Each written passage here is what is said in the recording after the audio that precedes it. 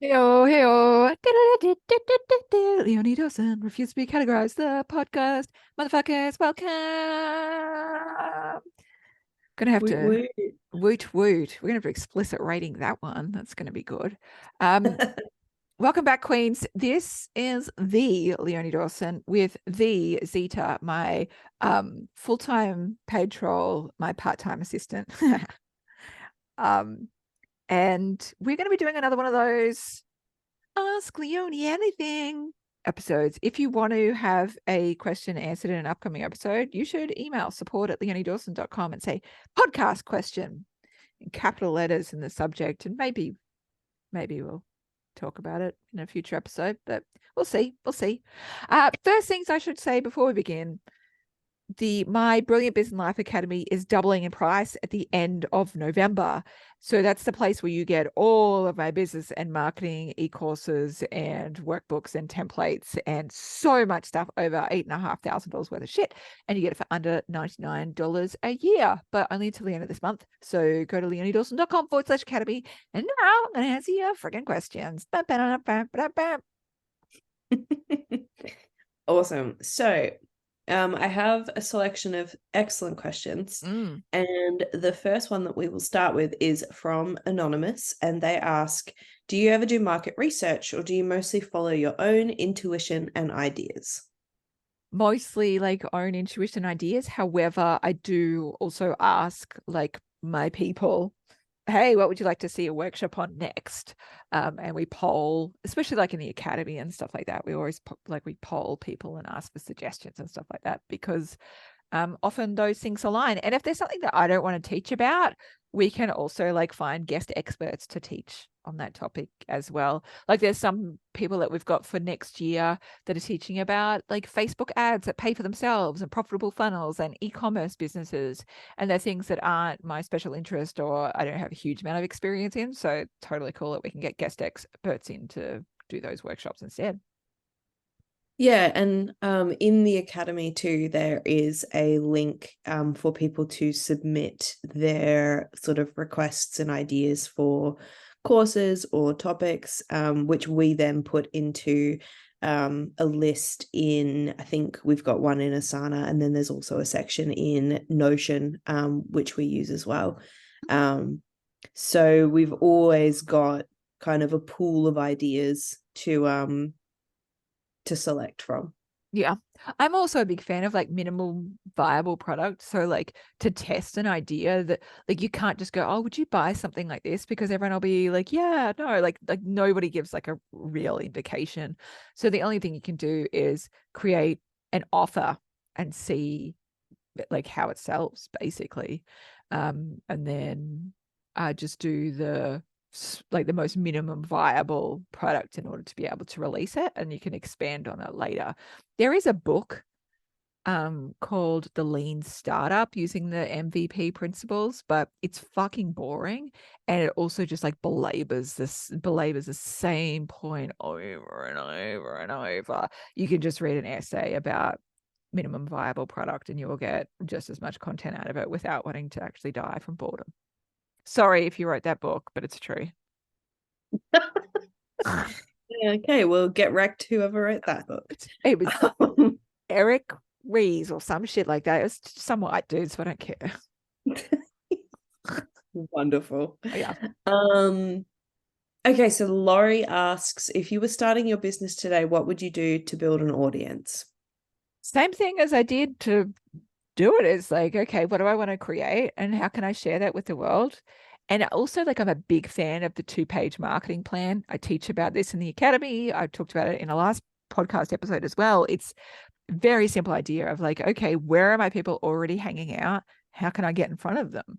And what can I offer them that, whether that's free or paid, that would be, a home run for what they're needing right now. Perfect. So Michelle asks, when you first started your business and published your first workbooks, did you self-publish and print your own books, or did you use a publishing company and print externally? I go through this in a lot more detail. So if you're interested in that, you can get 40 days to finish your book. And that's like my book writing and publishing course. again in the academy. But basically, I started with self-publishing using, well, one, when I first began, I just sold it as a PDF because they're like, this is back in the olden days of 2009 when dinosaurs still roamed the internet. And so I just sold it as a PDF online for a couple of years. And then I found CreateSpace, which has since become Amazon's Kindle Direct Publishing service. I printed through there. And then I went through a phase of self-publishing by doing massive print runs through a publishing house in China. And then went on 3 different boats to 3 different countries. And we had distribution houses in the US, Australia, and Europe.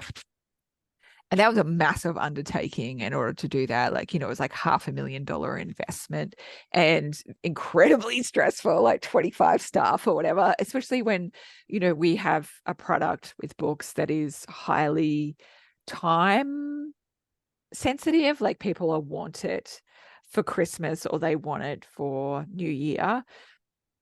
So that was like, you bring in a lot of revenue and there's some really good parts to that, but ultimately it just wasn't like a fit for the kind of business I like to run. So we went back to self-publishing for a little while. Then we got a publishing deal through an American publisher, and I'd always thought like, yeah, getting a publishing deal is like the be all and end all, and it's just not. Like, I remember my accountant calling me and going, like, where's the royalty like checks, like, and I was like, babe, we've already got them. And she's like, but that number's so small, this makes me sad. And I'm like, it also makes me sad. And I had a fucking great publishing deal, guys. Like, my agent was like, this is the best publishing deal I've seen. It was like very small in comparison to what I'm used to seeing with self-publishing. So so we've gone back to just self-publishing. And we use Amazon's Kindle Direct Publishing service. Amazon as a company, its founder is not without its faults. And, I would love for every single business decision I make to be, absolutely 100% the ethical and right one. However, we have tried so many systems now. We've tried CreateSpace and Lulu and we've tried it. Like, yeah, there's a bunch of services that we've tried. Zita probably, she's got the face of, yeah, I've had a mental breakdown from those experiences. Yes, that's correct, because it's very fucking stressful. Sometimes the word workbook makes me flinch because we've gone through so much. So this is just the one that is the most doable for us right now. And I also make that decision knowing like, okay, well, I'm not going to always be able to make exactly the right ethical choice that I would like to make. But if I can proceed ahead on this route, then I can also redirect some of our overflow into philanthropy and that kind of stuff and make a difference that way. So that's kind of like the decision process for me. Yeah. And we keep, every year as it starts to get to workbook season, we do look into other options. Mm-hmm. And so as soon as other options that are both, an appropriate fit and also more ethical, we'll swap. Totally. And once it won't fuck up all the orders, that would be incredible, because we've had that before. Deep breaths. It's fine. Everything's fine. It's in the past. You remember that time that we went through a publishing house, and they sent somebody, instead of sending us the book, they sent her a beautiful print about her dead husband speaking to her through the clouds. It was instead of the wall planner, instead of printing off like an A2 like sized, like the size of the like tapestry that's behind you, instead of printing off the wall planner, it was this anime. And I mean, it was lovely. And the art was beautiful. It just wasn't what she ordered. And also, I was like, how do you mix these up? This is a very big thing to mix up. And I'm like, she also didn't have a husband, dead or alive. So was confused all around. It really wasn't relevant. And the email that she sent, it was so polite. It was so like, kind. I think there's been a mix up. And I was like, no, you don't need to say I think. There has been a mix up. Big old mix up. Big old mix up. And this is the thing, right? Like, because we, like, when we partner with these companies to to print and produce and send out the thing, so we don't have to have all of the staff to do it ourselves, like, there's a huge amount of trust. Like, you are aligning your brand and your whole thing with this company. And when we get to a company that for whatever reason does not have great quality assurance, and the little whoopsie daisies like that happen sometimes, you're like, oh, holy fuck. And Amazon, without it has very few of those problems, which I'm very grateful for. It's really nice to send dead husband pictures to people.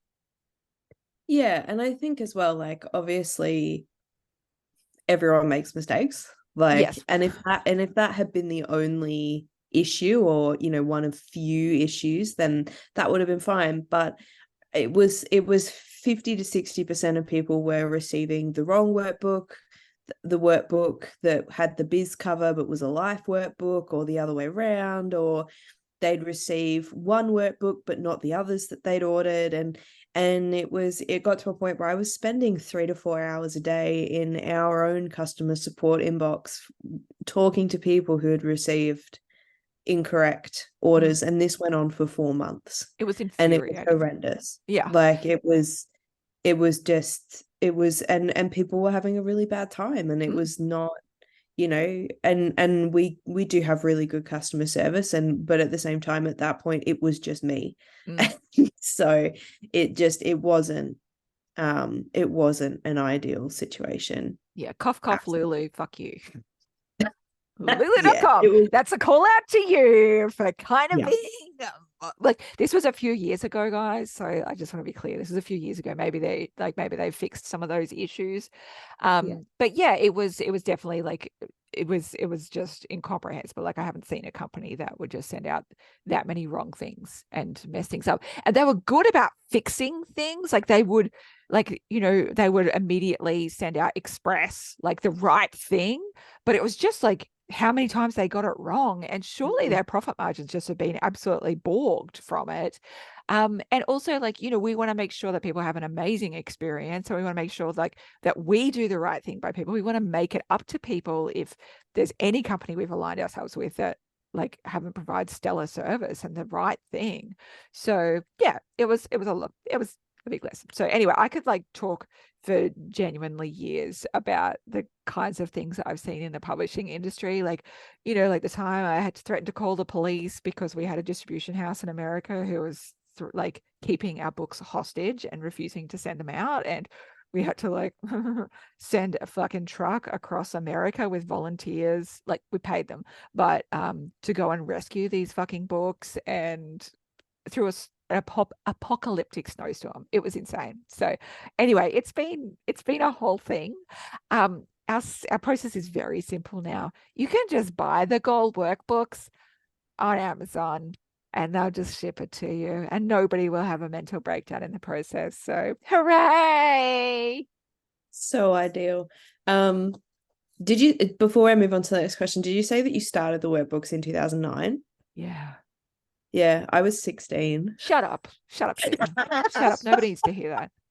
Nobody needs to hear that. I needed to hear that because it made me laugh. Oh, okay. It's like my beautiful friend Maddie, who's nearly 20 years younger than me, and we were at Tash Corbin's conference, and Alanis Morissette's song came on. Isn't it ironic? Like, yeah. Everyone's like just absolutely jamming up, and Maddie just so sweetly turns to me and goes, "I've never even heard of this person. Who is that?" And I'm like, "Oh, it's Alanis Morissette." She goes, "No, not even a brain cell, met a brain cell. No recognition. No recognition." You know who Alanis Morissette is, please? Yes, I do. Yes, I do. Well, thank fuck. Yeah. Is she like a gay icon? She's not, is she? Yeah. I mean, I'd like for you to speak on behalf of an entire population of people, but is she like an indie Kylie? Do you think? Is she like Lady Gaga, but of that generation? You're going to Google that? Will Wikipedia Yeah, answer it for you? that's what I'm looking at. I think she is like a bit of a queer icon. I think she's Okay. queer herself as She, good well, on her. maybe. Or maybe not. I She don't did a know. brilliant song during the pandemic, which I really loved. It was about parenting, about like her mission in life is to keep the light in her children's eyes alight, and I just it's fucking good. It's gold. Alanis Morissette, icon for the Yeah, queer and well, non-queer. yes. I think I'm not sure if she's queer actually. The thing that made me say that was because there was an article that was like, when did she come out? Yeah, But then I clickbait. clicked on it and it was like she signed a publishing deal at 14, and I was like, I You think we have different definitions of the words come out. different Okay. cupboards, different Um, cupboards. yep, yep. Nice. So Thanks for Michelle, thanks for being so young, Zita. I appreciate you.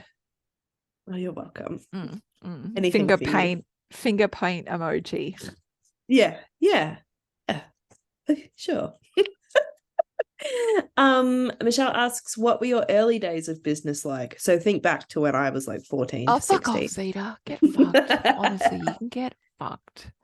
No, because my early days in business were like 2001. How old were you then, slut? 8. Disgusting. Absolutely disgusting. Yeah. Because Um, 8. Yeah, my sister mm, was born in 2002 and I'm 9 years older than her. So mm, I love that. I love that for you. Um, okay, so my early days in business were honestly, I just look back at them with like just so much joy in my heart. I fucking nailed that part of my life. I really did. Like the maiden part of my life was just awesome. So I was like 21-ish, 22. I don't know. At some point, I was something. I was an age, and um, I started hanging out on message boards, specifically the author Sark, Sark, who wrote the book Succulent Wild Woman, which is just incredible, phenomenal, and I think every person should read it. Have you read the Sark books yet? Fuck off, Cedar. Fine, I'll send you some.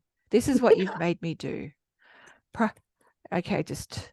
oh, Uh, is this how I get presents out of you now? Do you know what oh. I also haven't read? First edition Pride and Prejudice. I'll send you a list.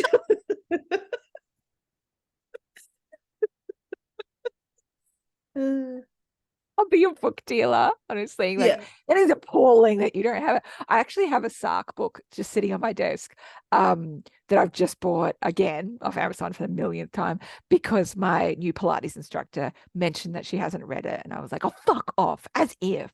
Well, I'll fix that for you. So got that ready to go. Nice. What was the question? This is why you're here on these podcasts because I can never remember. Early days of business. Oh, that's right. Okay. Right. So Sark, message board, amazing, brilliant time. And so I was just sharing my artwork, my stories alive, connecting with people, like making friends. I'm still friends with so many people on there from that time. And it was like, wow, like look at what I could be. And, I was like in early 20s and it was just so thrilling. And then as part of sharing that journey, people would ask me like, "Oh, can I buy an artwork from you?" And I was like, "Holy fuck! People are like actually spend money to do something that like buy something that I actually fucking love doing anyway. Like that's incredible." So I started selling that way, and then I kept on like going, "Oh, what else could I do? What else could I do?" And I was working full time at that point. I was working for the Australian government in Canberra, and just trying out all the different things. And I knew I would want I wanted a creative career and I wasn't sure how to make that happen. And I remember like some big turning points were when I realized that I needed to learn business and marketing skills in order to earn money because I was not born good at it. I was born really shit at it. And so it was a conscious choice for me to learn those things and start trying them out in business. So I did heaps of things like I did wedding and portrait photography. I have a 100% success rate on every single wedding that I photographed. They've divorced now. So you know how to call. if you want to get divorced, this girl. Maybe your new project should be divorce photography. Maybe Where that you would go, be dynamic. yeah, it would be entertaining. I mean, it would keep me entertained nonetheless. Yeah, and me. It makes some good TikToks, right? And then what you could do, right, is you could like say that you're the photographer's assistant, right? But then just take popcorn and they'd be like, Yes. and then what happened? Yes. Oh, I'm and there. what I'm a else? prop. I'm a prop to get the real emotional reaction so that you can take the good photos. God, if people were like, wow, how do you guys work together to come up with ideas? It's like this. It's And then this. what happened? Just like you just hook, like you just keep on fishing for more hooks, just like, and then what else? Really? And how did you feel about that? Uh, oh my Yeah. God. So I tried all the fucking things. Um, and it just kept on growing over time. I didn't end up leaving my business, like leaving my government job until like 2010 when I was 9 months pregnant with my first daughter. And that's where me and my husband took the leap into being full time with my business. I'd built it up to 6 figures by that point. And yeah, we've been just kind of keep on making things ever since. We've just prioritized being with our kids as much as possible and with each other um and just making stuff and helping people. So it's pretty fun, honestly. Casey asks, how do you spend your 10 hours a week now that your business is out of maintenance mode? Ooh. Um, so less kind of just staring at a wall, wondering, like, oh, I wonder what I could do to amuse myself today. I wonder what random side projects I could come up with. Zita's laughing because she knows just some of the absolute skullduggery I'll behave. Like I'll get into if I'm not focused. Like, oh, you know what I'll do? I'll just make these insane little drawings, shall I? Um, so now I'm just being a little bit more intentional with my time and a little bit more focused. And how can I like create things that point towards stuff I've already made to sell? Because I've done a really good job of making a lot of shit. I haven't always done a fantastic job at selling it. So now I'm just like in the process of like making sure that I talk about more of the things that I've created now and be like, hey, this could actually fucking help you. You should do this. So 10 hours a week, usually about 2 hours are spent in doing interviews or meetings or recordings, things like that. If I'm doing a course, a lot of my creation time, like a lot of my time spent in course creation mode. I'm in launch mode at the moment, so most of my time is spent in marketing and sales and creating free content to point to the paid content, basically. Yeah. Do you have any insights outside of that? I don't think so. I think because we've now got 2 other assistants, I think you've been able to sort of cycle back purely into more creative focus. So you'll create something which then gets handed to me, and then I funnel it through to the other assistants to be like, okay, let's create social media posts. If it's a video that you've created or a course, someone will go in and create 30 to 60-second reels from the course that you've created. So we've got a much better flow now, which means that you have much more flexibility in terms of, okay, I've got 2 hours that I can work today. What do I want to do? As opposed to being stuck, being like, okay, well, I need to do this, this, and this. Like, yeah, you've got more freedom. Yeah, I think a few things help. Like, firstly, I do want to clarify, we have talked about this before, but I've got 4 part-time assistants now. They're all contractors. All together, they're less than a full-time person. It's just so everyone kind of works part-time hours. And I had a second topic I was going to say. Oh, that's right. Yeah, the idea of like Michael Jordan you know, in order for him to perform at his best, like he can't be out there like selling all the tickets and then washing the floors and, you know, designing all the uniforms. Like at some point, he's just got to like just turn up, do his job, which is like hitting the home runs. Like, no, that's another ball Shooting the analogy. shooting the 3-pointers. Good. Yeah. Sports analogies and me are like, fucking that, like that. Um, yeah, so trying to like create more space because there's certain things that only I can do, nobody else can do in the company. Like only I can do live streams, well, I mean, other people could theoretically write sales emails, but it tends to work better if I do them. Creating content, coming up with new ideas, and also making sure that I am not burnt out. That's a really important piece of the puzzle as well. Yeah. Now this has been a question that we've had a few times in the Facebook group, and also had feedback for as people want a course on. So I'm curious to hear your insight. And that is, it's everything about YouTube. So a lot of people's questions are, what tips do you have on starting a YouTube channel? And sort of how would you set a YouTube channel up, and what would you sort of use it for? Sure. Okay, so the YouTube space is, changed quite a lot. So if you want to be a YouTuber and earn money just from that, I would specifically look at Ali Abdaal, Abdaal. He has a course about it called Part-Time YouTuber Academy. I think he's one of the smartest people to learn from. Even if you just watch his free videos, I think they're great. I think what it comes down to is this. One, editing is a really important part of the puzzle. You could just like 10, 12 years ago, you could just get up and do fuck all in terms of editing and lighting and all that kind of stuff. If you want YouTube to be your thingamabob, you're going to have to up level on that in terms of editing, and lighting and set up, that kind of stuff. You also, of course, you would have to be fairly aware of the algorithm, how to like tag it and label it in order to get the most amount of views, the sort of lengths of videos they're looking for. You definitely want to be cognizant of the kind of like content that you want to create.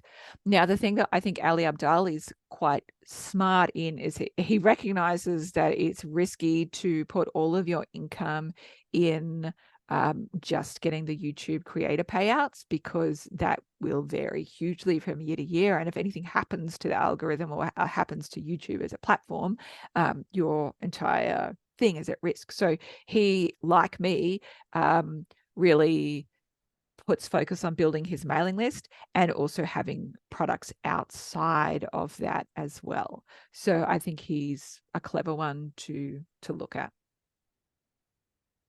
Brilliant.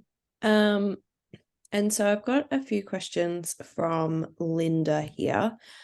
So she asks, what are your tips on how to be yourself in business rather than who you think people want you to be? I feel like I don't really have any advice on that because it's not something that I think about. Do you have any advice on like from an external point of view or not? Should I just come up with some shit? I think it's people are really good at picking up when you're inauthentic. Especially, and I don't mean that in the sense of like, if you are comfortable just, going live or going into your business and just kind of ad-libbing everything. So like everything that you see that Leonie does, like very few of it is actually scripted. Most of what I'd say like 98% of the course videos that Leonie does, they're all off the cuff. It's none of they're it's all notes. Like I have like just bullet point notes, and then I know like you can give me 4 words and I know exactly like 3 paragraphs to say on it. Yes. but still not scripted as such. So you can create fully scripted content and still be able to put your own personality in it, and you can create unscripted content with, you know, prompts with notes, and still be fully authentic. I think it's just a matter of just knowing what it is about yourself that people connect to. So for me, my big thing is that I like being funny. I like using humor, and I feel like people connect to that. So if I was to create content, I would try and imbue my personality through it, through the use of humor. So I think recognizing your sort of strengths and what people connect to, and then putting that into the core of your business, probably would be a good start, I think. And just practice as well. The first time you film a video, you're going to be stiff. That's normal. You know, the 1000th time you film a video, you'll be far more comfortable. That's true. So, you know, just when I was first, you know, I would film videos for, you know, there's a few videos in the academy that are by me.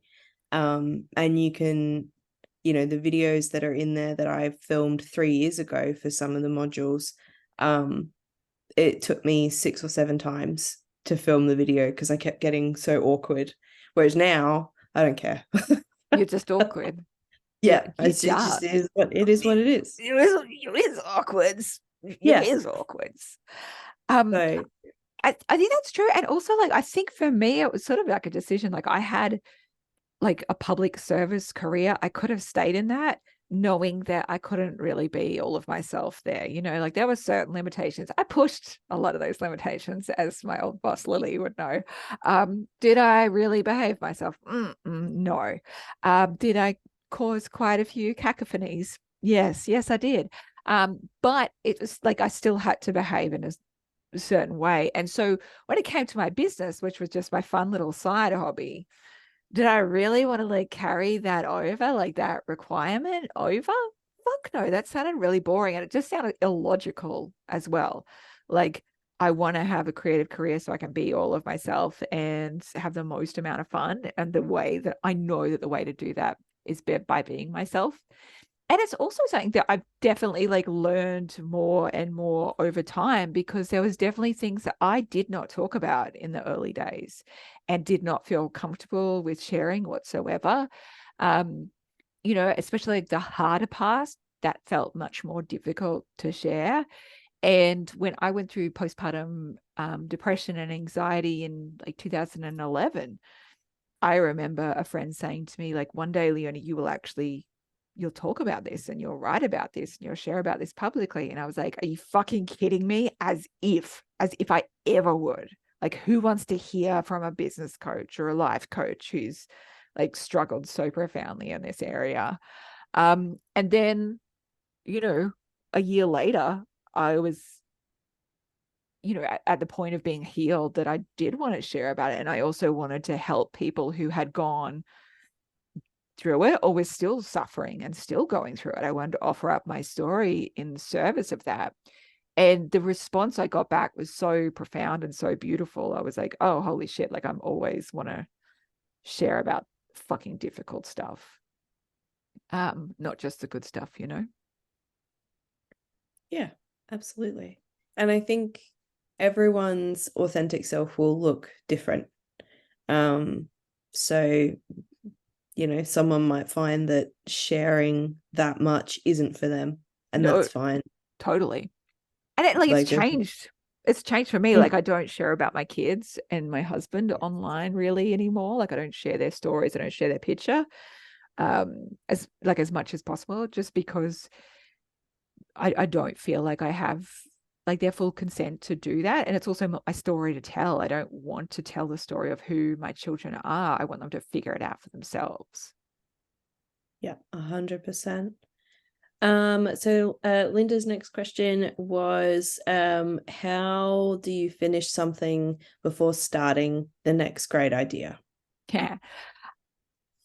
my rule is like, it's got to go out and do its job before I can. Otherwise, they just all pile up and it becomes very overwhelming.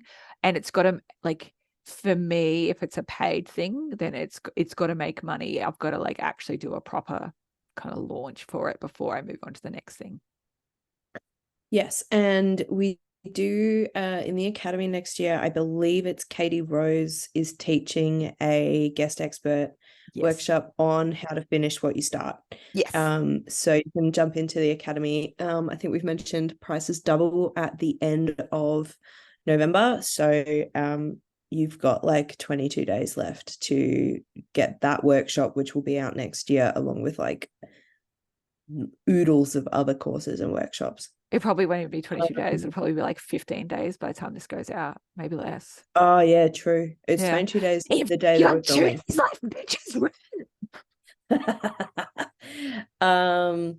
So Linda also asks, how do you manage all of the great ideas you have without starting everything at the same time? So how do you pick which one to start with? Oh, there's a few mechanisms. Usually I get people, like, if you're confused about what book to write or e-course or whatever, I just get people to pull out a piece of paper and I say, okay, just like, you've got 30 seconds, write down as many as you can right now. And then circle the top one.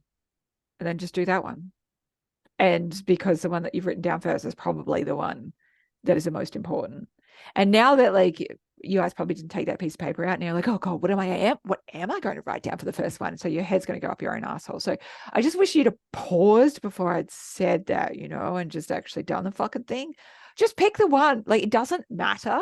What matters is actually you just do one, put it out in the world. If it's the one that's going to make you the most amount of money in the shortest amount of time, great. If it's the one that's closest to getting done, great. If it's the easiest one to do, great. I don't care as long as it gets done, because once you get it done, you get momentum and it helps you put the next project out in the world. And it's so much better than staying fucking stuck.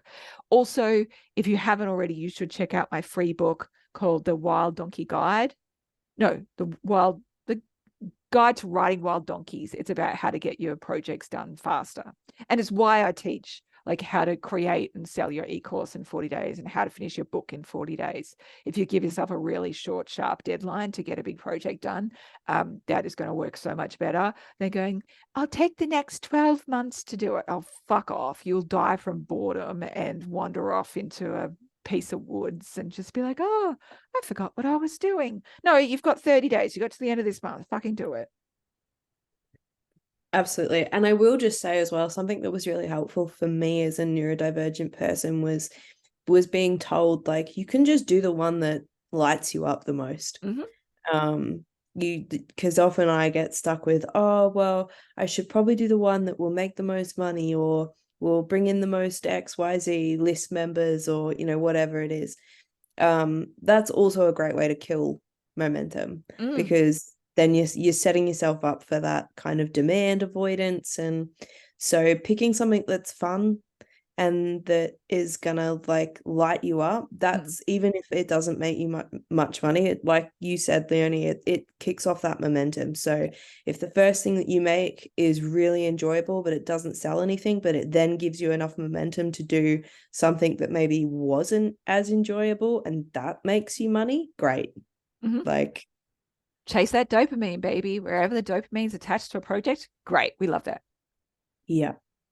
And last question, also from Linda, how do you work out what to hand off to your assistant?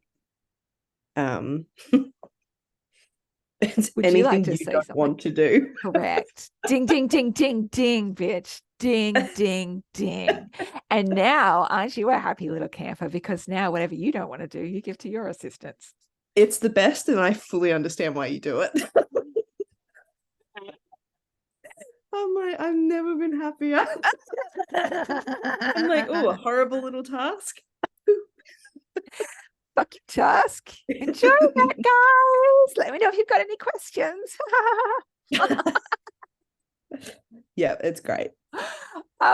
Basically, like, again, it's like that whole Michael Jordan analogy. What's actually going to keep you doing the thing like that is really important, that's going to make you the most amount of money? And also, like, I always say to people, like, before you hand anything off, decide if it's actually important to do or not, because it costs you money to delegate. So it's best for you to,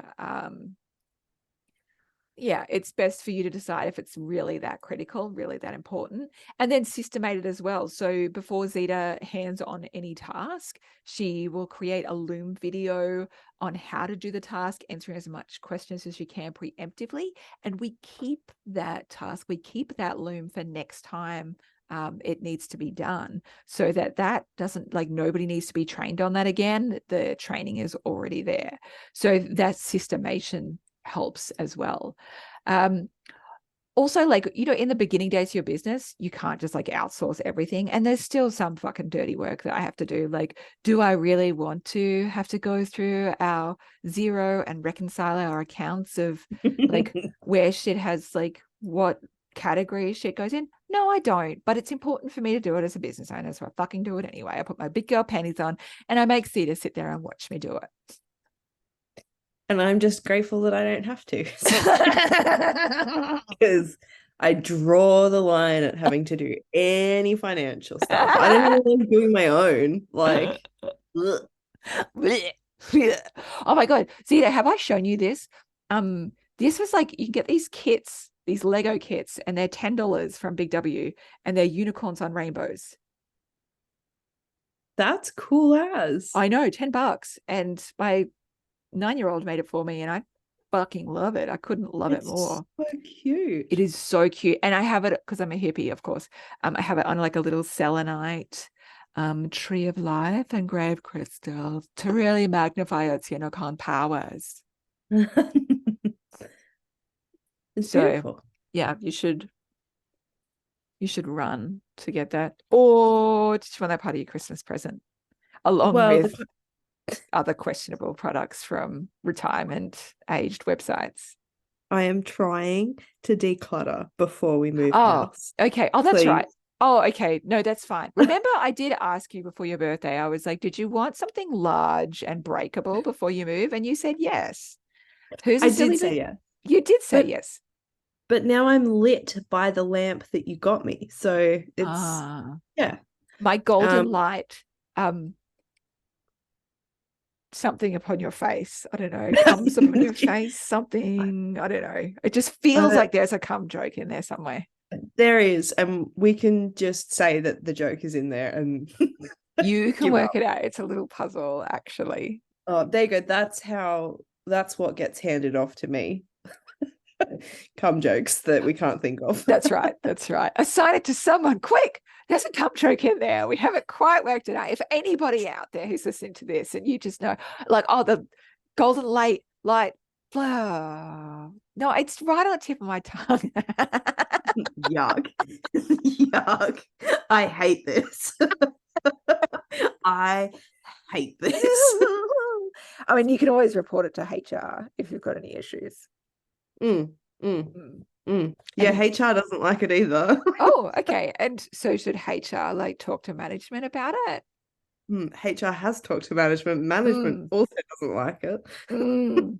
Yeah, but like the joke being that I am HR and also management. Yeah. And like, is this an appropriate like workplace to work? Incorrect. None. Zero. But is it funny? Yes. Everything's okay. Yes. And that's like its own kind of fringe benefits, right? It's when everything is funny. Like there's always a punchline somewhere. Yeah. So it's just sometimes we can't find it, but we know it's there. We know it's on the tip of our tongue. Tip of our tongue. I hate it. This has been really good. I'm really proud of us. We've actually nailed this. Okay, final things to finish up. One, me and Zita did a wonderful fucking live stream about changes we've made in the business this year. You can check it out on my YouTube page or Facebook page. You can go check that out. And of course, the Academy is doubling in price at the end of November. So if you want to get all of my courses and workbooks and resources and guest expert workshops and all the fucking stuff to help you grow your business, I'm literally giving it a fucking way, guys. I'm giving it away for under $100 a year, $99 a year US. Yeah, $8,500 of it. I don't sell anything else. I'm not going to like upsell you into some high level mastermind. No, I'd rather just give you all the fucking shit to succeed now. I've created over $13 million in 10 hours a week. I have a shit ton of fucking trophies for winning business awards. And I've created a pretty fucking nice life for myself. So you should go check it out, leoniedawson.com/academy. I genuinely don't know what else I could do to make it more amazing than what it actually is, because it's the best fucking offer out there that you'll ever see. And that's what I have to say about that. Zita, have you got any closing words? No. Good on you. Good on you. Pithy, profound. I'm glad we're finishing that. Yeah, no, you're welcome. All right. Ba-ba-da-ba-ba-da.